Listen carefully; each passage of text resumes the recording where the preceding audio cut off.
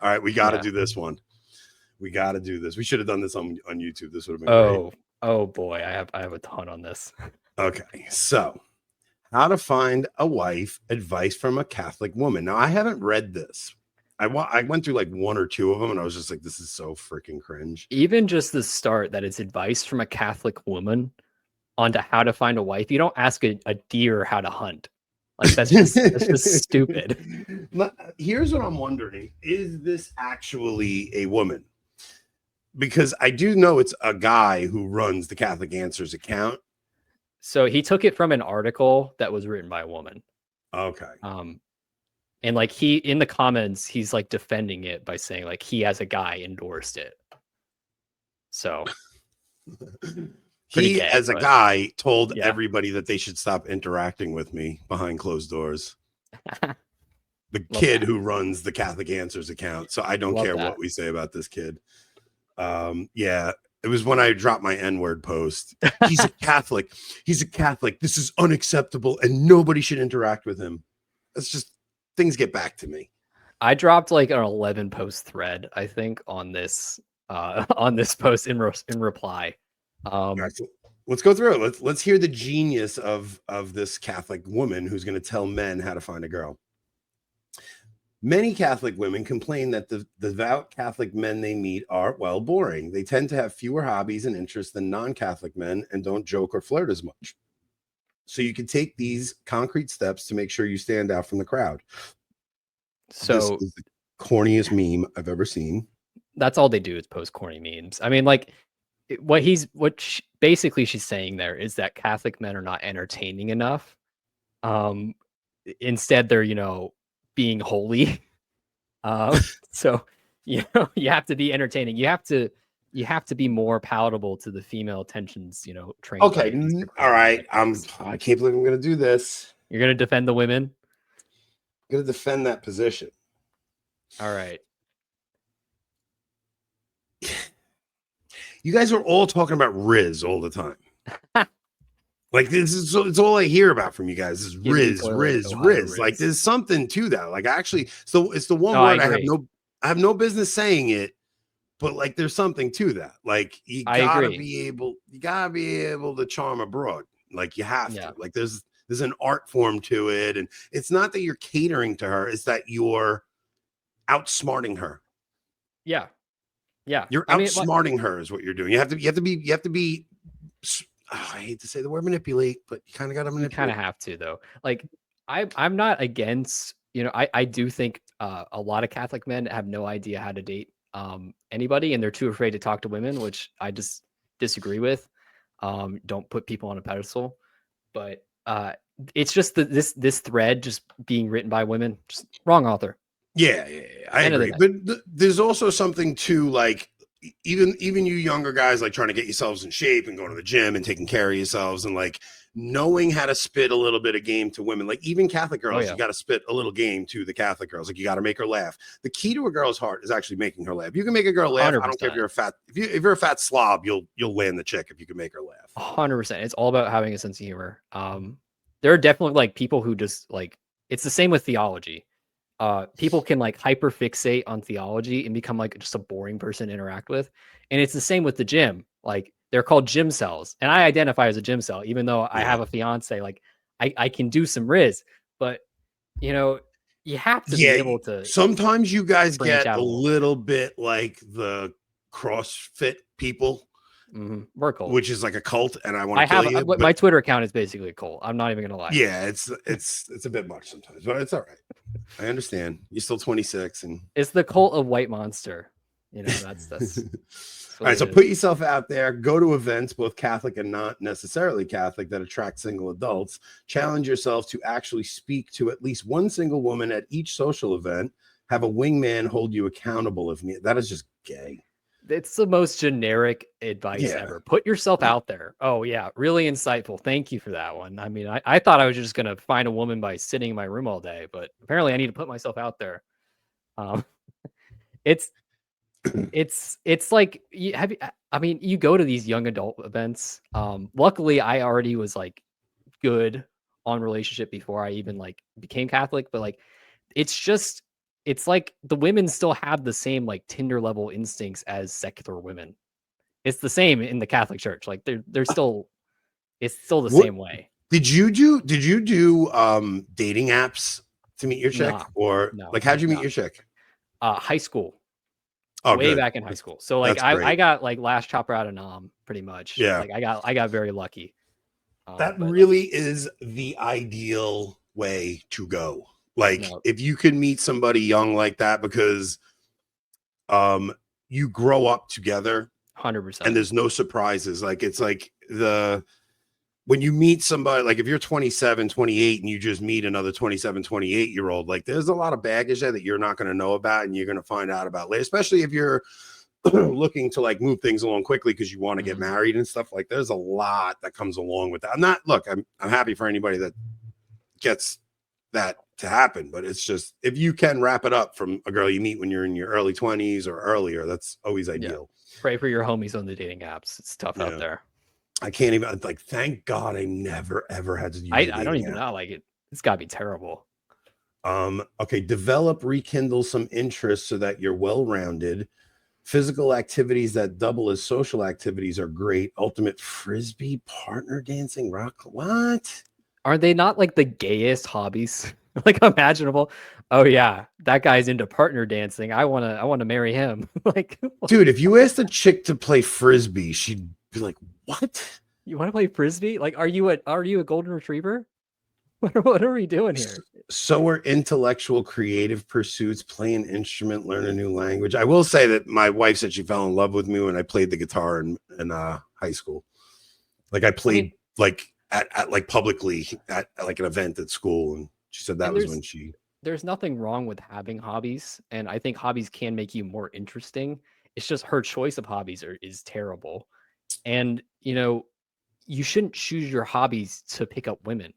Like that's a bad way to choose your hobbies. Like a lot of guys get into the gym just to impress women, and that is the wrong reason to lift weights. If Yeah, that's why you're absolutely. lifting weights, Well, it's you're narcissism doing it too. wrong. Yeah. It's ego and stuff like that. So wait, this I disagree with too. Basically, do things that women do so that you have something to talk about with them and somewhere to take them on dates That's how you besides get friend coffee or zoned. dinner. That's how you get Yeah, friend zoned. yeah. Okay. I gave this advice to a good friend yesterday who's single. And he's like weighing the priesthood, or he hasn't met somebody yet. And he was just talking about like he's like, I would need to meet a woman who's intellectually stimulating and this and that. And I said, that's all well and good. Like, of course, you don't want a dumb broad. Like, I'm not, I said, but here's what I'll tell you. It's the same thing I told Nick Cavazos. Like, you don't, like, Nick Cavazos was looking for a girl who's into Thomism.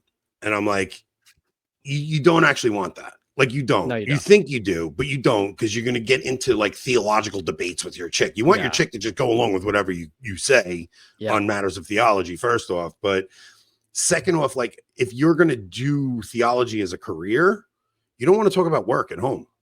No. You don't. Like, you don't want to talk about. So, like, for you, like, I'm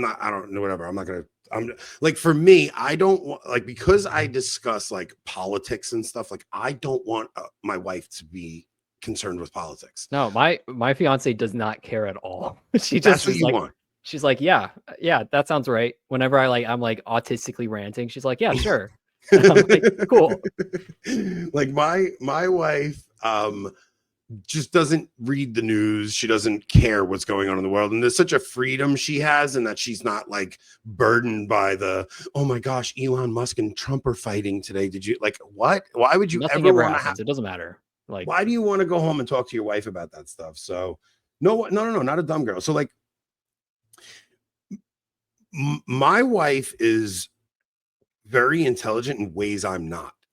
And that, like, she sees the world very differently than I do. She's an artist, right? So like I like to see the big picture of things. Like, I need to see the grand story of something. So we went on for my birthday, actually. We went to do you know who it's not Joseph Smith, the guy who wrote the Hero story, like the what the hell is his name? The hero myth. Like he wrote like the hero's journey. That's what it is. It might be Joseph Smith. I think it is Joseph Smith. He wrote the hero's journey. He had this compound in upstate New York, and it's like all hippies up there and stuff. And like, so me and my wife take this walk on this compound, and we're staying in this little wood cabin. It's like a tiny home. It's got a little wood burning stove. It's just a simple bedroom. You have to like cook on a wood burning stove. And so it's like really interesting place. But we're walking around the compound, and there's all these different like dude, there's like, you know, the book Where the Wild Things Are. Yeah. So like I'm walking and I'm looking at like this thing in the distance, and I'm like, oh, okay. So I'm trying to figure out a path for us to go to get across this body of water. And I'm like, all right, so if we go that way, we could get up this way. And my wife is just like lost behind me. I'm like, where the hell did she go? She goes off into this little trail, and she's looking at the trees, and on the trees, the moss is forming a particular way on the tree, and she's fascinated by it. And then there's this little box on the tree that I never would have seen. And when you open the doors of it, you see the characters from Where the Wild Things Are. Like, these freaking people are total hippies, but it's just the way she sees things at a very close, like she'll take pictures that are very zoomed in because she sees things that I don't see. So it's like, she has a different type of intelligence than I do. Yeah, no, like my fiance, like she can recall every single word from a conversation that she had with someone at work, or like every single thing in a story. I am so bad at telling stories. I just get the spark notes. That's all I am. Yeah. I feel like when people talk to me and I can tell what they're going to say, I just want to skip the dialogue. That's how my brain works. So like I can recall like in a obscure battle from ancient Rome, but I can't recall like what happened at dinner yesterday. John Paul is asking if we were on mushrooms. So no, not this time. No, not yet. No, not this. Like, we don't do that now, but we have been to that place before. Like we've been going there for years and years and years. And we have done that up there together before. Like, I was back at church and stuff. So it's like, it's just interesting for us to always go back to that place because we've been going there for so many years, and we always find new things to check out. And there's like an Indian reservation right next to it and stuff. It's always fun. All right, let's go to the next. I also think it's more important to have more than shared hobbies with your wife. You need to have like a shared direction. That's way more important. I'm surprised Catholic Answers is not saying that. That seems way more important to me than something like superficial. I would even say that you should have separate hobbies. Same. You want a girl who has her own interests so that she's not like waiting on you for every little thing to make decisions. Like, you want your wife to have her own passions and her own interests so that you're not left with the burden of entertaining her at every waking moment. You know what I mean? Like, so my wife's an artist. She's always doing little art projects and weird things around the house. And so my wife put a freaking stick on top of our chandelier. It was like a really big branch. And I come home and she's like, "Did you notice my installation?" I'm like, what? You put a stick on a freaking chandelier? What is wrong with you? I don't get it, but she thought it was an art project. I don't know. My wife's weird. Lighten up a bit. You should have a good prayer life and know your faith well, but you should be capable of talking about less serious things and joking around. I agree with that. Serious discussions about the faith have their place, but these should come a little later. No, I don't know about coming later. And one frustrated woman says, "Don't mention the Fourth Lateran Council on the first date." Yeah, don't nerd out too much. I kind of agree with that one. Yes. Yeah, I think some guys spurg out a little bit about the faith too much, but that's fine. If that's your hobby, that's your hobby. I think sometimes you can keep your more I wouldn't say scaring the hose away hobbies a little bit down on the low, if you know what I mean. When you first come, like if you're into like video games, maybe don't spend your entire first date talking about video games. Maybe keep that one on the down low. You can still play video games. I'm fine with that. And also this with the faith, I'll say this. Women process the faith very differently than men. So if you have an instance where something really sparks something in you with the faith, whether it's a typological story or like something that just happened to deepen your conversion. Don't go right home and burden your wife with that, like, or your girlfriend with that. Wait for an appropriate time.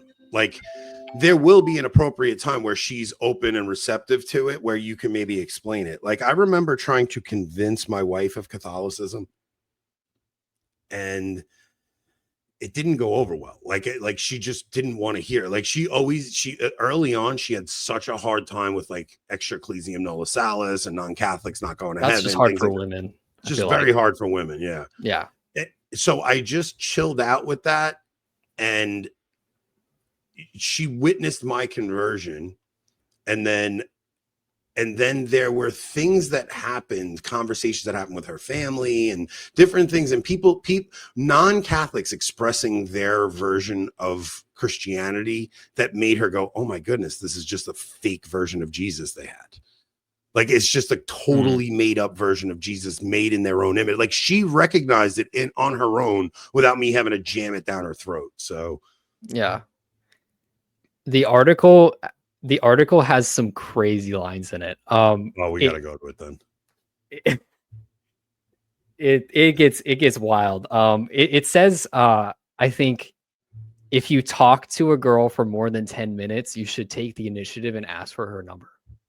And I'm like, dude, that's how you get labeled as a creep. Like, immediately. It's just, wait, what does it say? Hang on, I have to actually bring this up.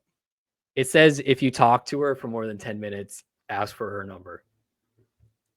All right, I got it. Hang on, we're gonna bring this article up. Let's see. Okay.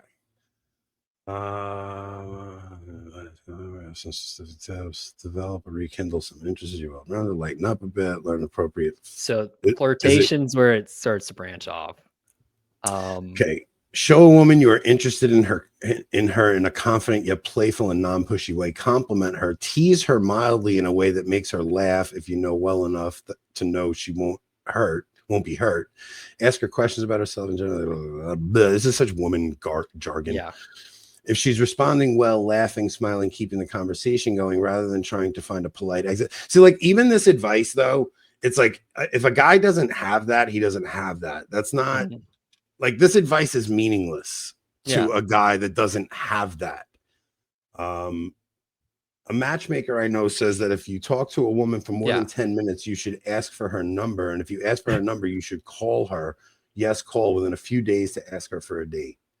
That is the number one way to scare the hoes away. 10 minutes is way too fast. And you honestly, I'll tell you what you guys should do. Every chick's got her phone in her hand, right? When you like, every chick's always got her phone in her hand. If you think a girl is cute, just walk up and go and start blurting your number out. Let's go. No, that'll work. 718-627-3341. What do you say? Oh, you had your phone out. I thought you were gonna put my number in it. Like something like that. Like something ridiculous. It's a good line. Yeah. Oh, it also asks. It also tells you to ask permission to kiss her. Oh, never do that. No, please don't tell me they said that.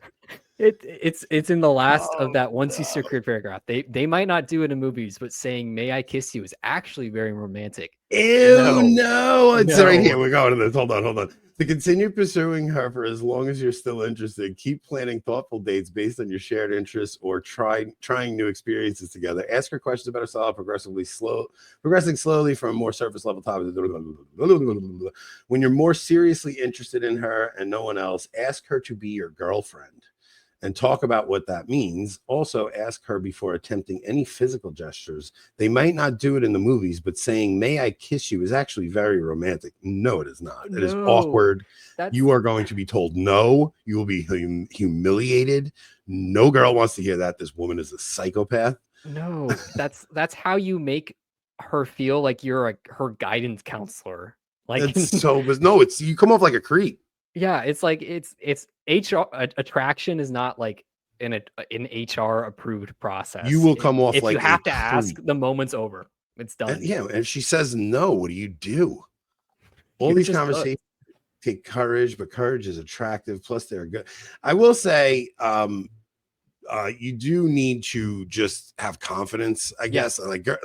Like there's a very big difference in men and women, is that men view confidence in women as ugly. Like no man wants an arrogant woman or a woman who's like overly confident in herself. Like you want a girl who looks like a 10 but thinks she's a 5. Like that's honestly what you want.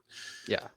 Whereas it's the opposite with a guy. Like a guy, if he's a 6 but thinks he's a 10, like that is attractive to a woman. Like you don't necessarily have to be that attractive as a man to score a hot girl. You just have to think you're a hot guy and you can get the girl. I have only like 3 pieces of dating advice ever. And Let's hear it. The best way to become more attractive is just to stop being fat.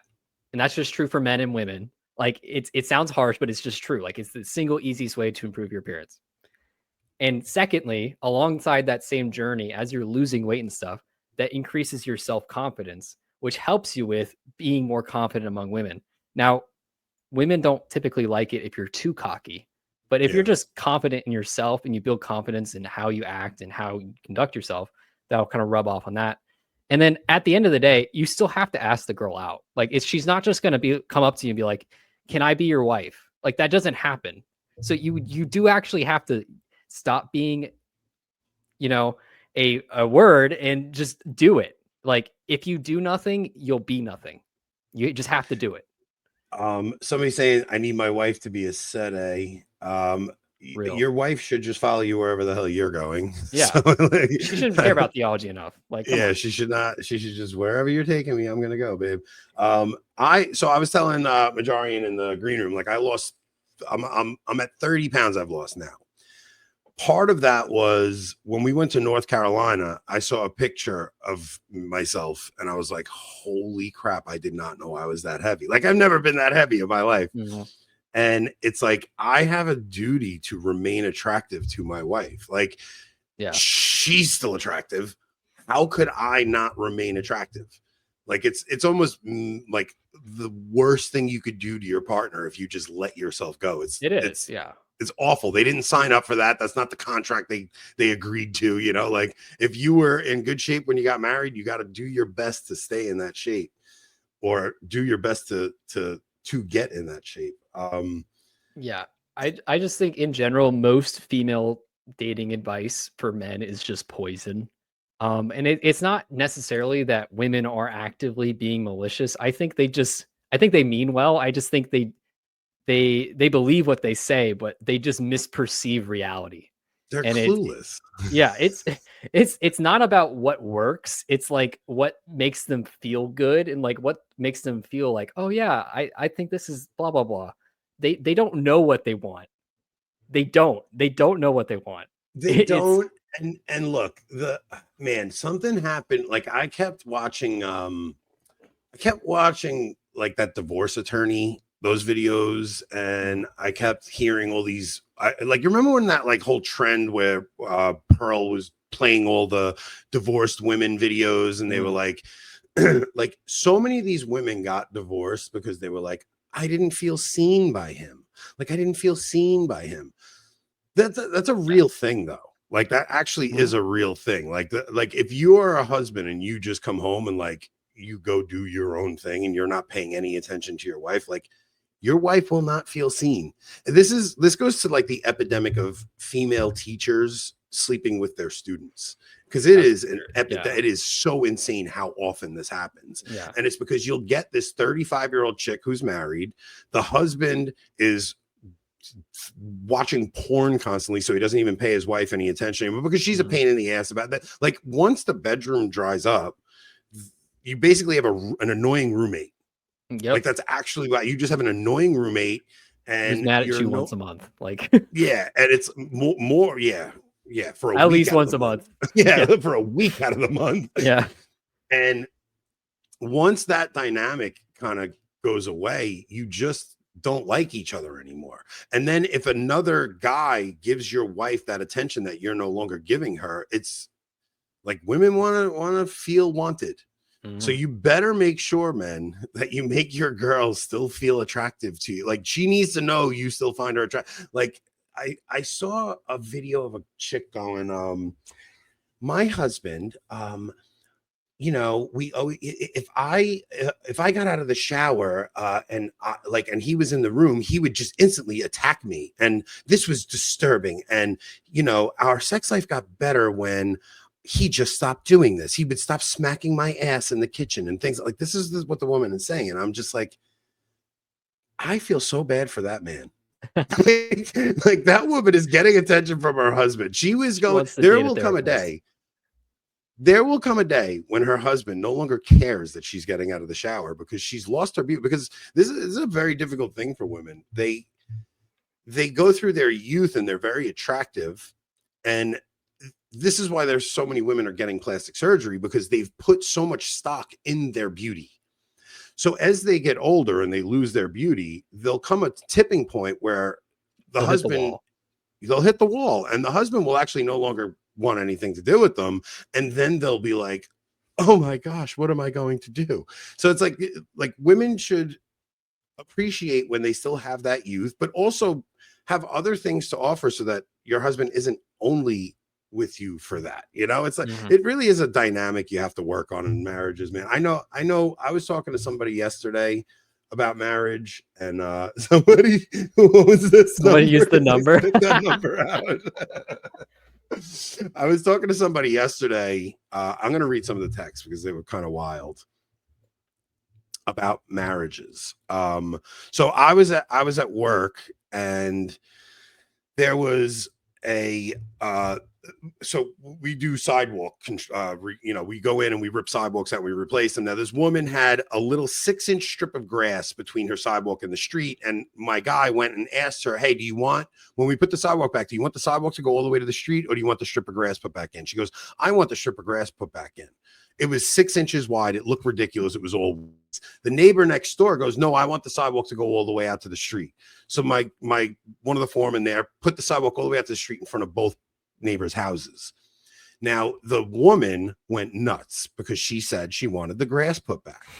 The husband comes out to talk to me because I come there, and the husband's like, I gotta be honest, it looks so much better with the sidewalk like this, but I'm not gonna fight with her. Like I'm just telling you right now, if you guys don't put that grass back, she's gonna make a problem for somebody, and I'm just telling you, I'm not gonna deal with it.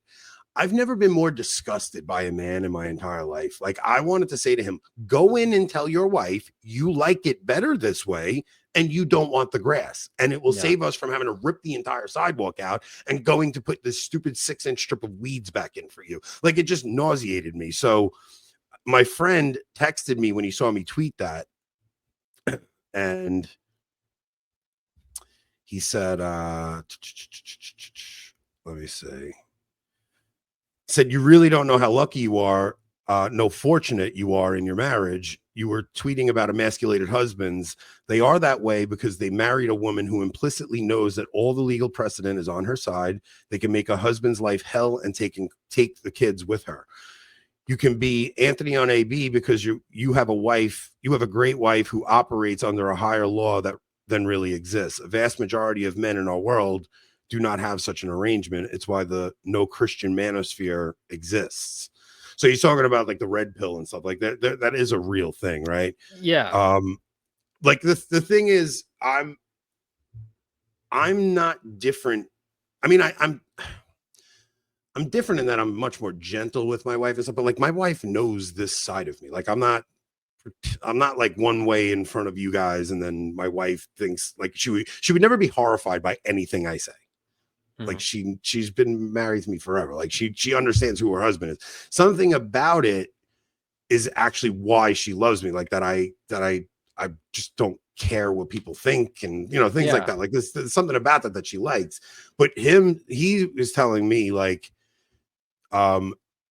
he goes, I think you underestimate widespread borderline personality disorder. They are held hostage to psychopaths who use the kids as leverage. I know more than just a few. Read up on borderline personality disorder, and the man gets screwed in every way by a legal system that favors women, even crazy women. It's what happened to, and he told me a specific person that we all know. Yeah. A Catholic, like a Catholic who, so what happens is you get a guy who's Catholic and he has self-sacrifice built into his DNA because he wants to be a good Catholic and he wants to serve his wife, and sacramental marriage is the cross to heaven, and the women will just completely take advantage of it. Like, my heart goes out to those men, but I feel like a lot of them dug their own grave. I feel bad for them, but at the same time, I don't like the defeatist mindset that people have. I think it's the thing that Satan wants more than anything is for you to black pill. This is why I always say never black pill, because when you have that defeatist mindset, that's the sin of despair, right? You know, God can't save me. That's what that mindset it comes down to at the end of the day. That's why we never black pill. We always have hope. You know, just because things are bad happen, it's just how it is. Yeah, and it's also, and like those laws should be changed. Yeah, they should be, but also like, it is important to remain.